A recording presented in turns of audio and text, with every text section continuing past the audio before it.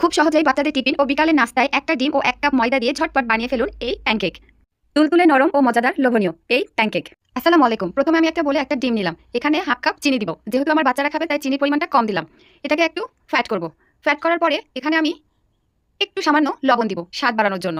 আবার এটাকে আমি নাড়তে থাকবো, অনবরত নাড়তে নাড়তে চিনিটা যতক্ষণ পর্যন্ত না গলে ততক্ষণ আমি নাড়বো। চিনিটা মনে হচ্ছে আমার গলে গেছে। এখন আমি এখানে ময়দা ইউজ করব 1 কাপ। 1 কাপ ময়দায় 1 কাপ বেকিং পাউডার। এটাকে চেলে নিব যাতে ভিতরে কিছু না থাকে। আমার এটা চালা হয়ে গেছে, এটাকে এখন একটু নাড়া দিব। যেহেতু আমি প্যানকেক বানাবো সেহেতু এখানে লিকুইড দুধ দিয়ে আমি এটাকে নরম করে নিব। আর এখানে হাফ কাপ তেল ইউজ করলাম, এটা কিন্তু সোয়াবিন তেল। এটাকে আবার নাড়বো, দিয়ে সবগুলোকে একসাথে মিশিয়ে দেবো। আমার ফ্যাটটা সুন্দর হয়ে গেছে, দেখেন অনেক সুন্দর হয়ে আসছে। খুব শক্তও না খুব নরমও না, একদম মিডিয়াম থাকতে হবে, তাহলে প্যানকেকটা অনেক তুলতুলে হবে। তো আমি এই চামচটা নিলাম, যে এই চামচে আমি 1 চামচ করে মাপ করে দিব। প্যানে আমি হালকা তেল দিয়ে টিস্যু ভিজিয়ে রেখে আমি সেই টিস্যু দিয়ে মুছে দিয়ে 1 চামচ বাটার দিয়ে দিলাম। এটা লো হিটে থাকলে বেশি ভালো হবে, পুড়ে যাবে না। যখন সবগুলো ফুটা ফুটা হয়ে যাবে তখন মনে করতে হবে হয়ে গেছে, তারপর উল্টে দিতে হবে। কালারটা অনেক সুন্দর আসবে, অনেক সুন্দর এসেছে না? আমি আরেকটা দেখাই।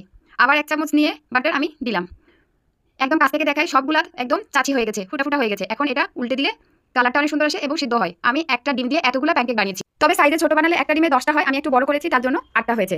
আমি ভিতরটা একটু দেখাই কত নরম এবং তুলতুলে হয়েছে, দেখেন। কালার এখানে দুই রকম হয়েছে, তার কারণ একটা বেশি শেখা হয়েছে আর একটা কম শেখা হয়েছে, তার জন্য দুটাই আমি ভেঙে দেখালাম। যেহেতু আমার বাচ্চারা ছোট তাই আমি বেশি করে বানিয়ে এভাবে বক্স করে নর্মাল ফ্রিজে রেখে দিই। তো আমার ভিডিওটা কেমন লাগলো অবশ্যই কমেন্ট করে জানাতে ভুলবেন না।